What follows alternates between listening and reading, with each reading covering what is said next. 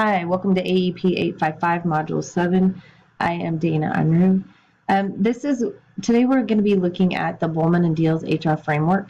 The Bowman and Deals sees the organization like a family.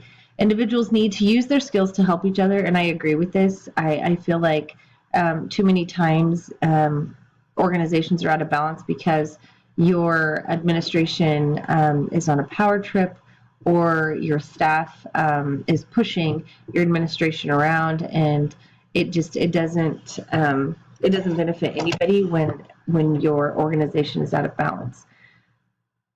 Both people in the organization need to be held equally important. Without that, you're not going to have a good organization or a good place for somebody to work. And without one, you're not going to have the other. Leaders as a servant is a huge part of this framework as well. Leaders are to meet the needs of the people who make up your organization. I've never really seen it like that until I watched this video, but I completely agree with it. I don't really see administration necessarily as a power trip, but we are the huge support staff for our staff, and we're the ones who are there to make sure they get what they need. If they have a struggle, we help solve the problem. So I definitely agree with this end of the framework.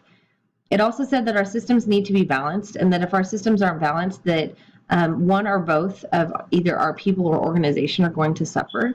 If it is not balanced, an individual that works for an organization might feel exploited, and also if it is not balanced, then the individual might actually exploit the organization. Either way, it's not good. Balance equals people having meaningful and satisfying work, as well as the organization getting the talent and energy that it needs to be successful. The first piece that I looked at for this was a teacher. And the teachers are the front lines of student support, and they're also the ones who spend the most amount of time with a student next to their family. They provide daily support, love, encouragement, hopefully kindness, and daily instruction to these children. The next line is their family. Their family also obviously is a huge component of their daily lives, as well as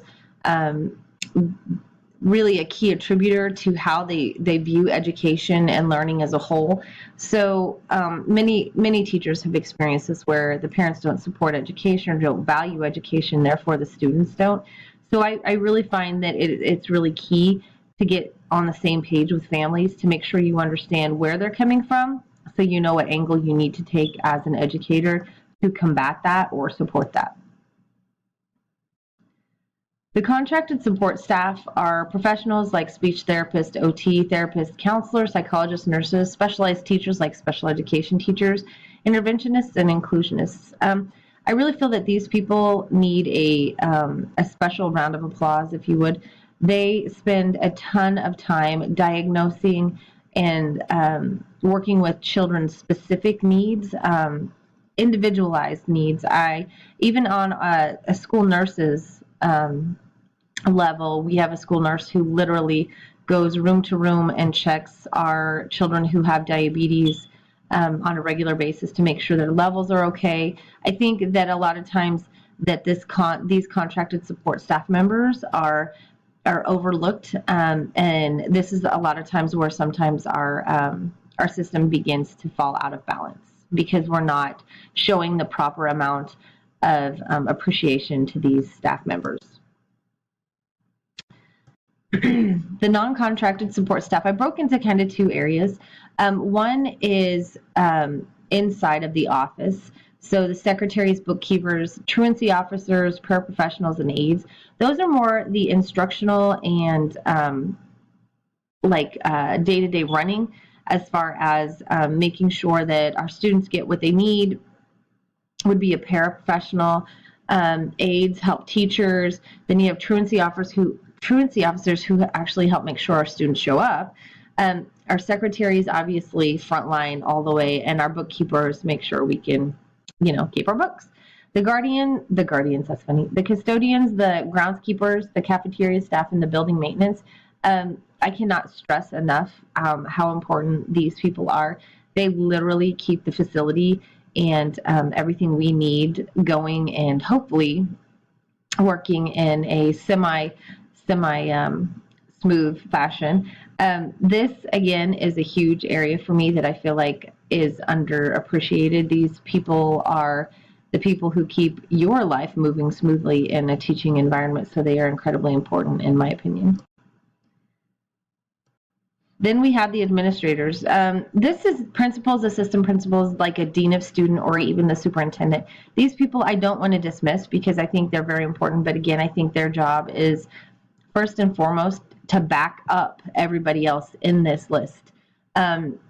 They protect the students, they protect the staff, they make sure that policies and guidelines and rules and regulations are followed so that we have a safe and conducive learning environment for the students and the staff. Then we come last but certainly not least to the community and the alumni. These could be anything from a local business to people who are volunteering. They offer financial support. They could run fundraisers, running of initiatives for community awareness, like if we had a mill levy increase. They could also be people who are helping with PTO, things like that. It doesn't necessarily have to be a parent to be a community or an alumni support or involvement. These people, especially in the small districts, are incredibly important.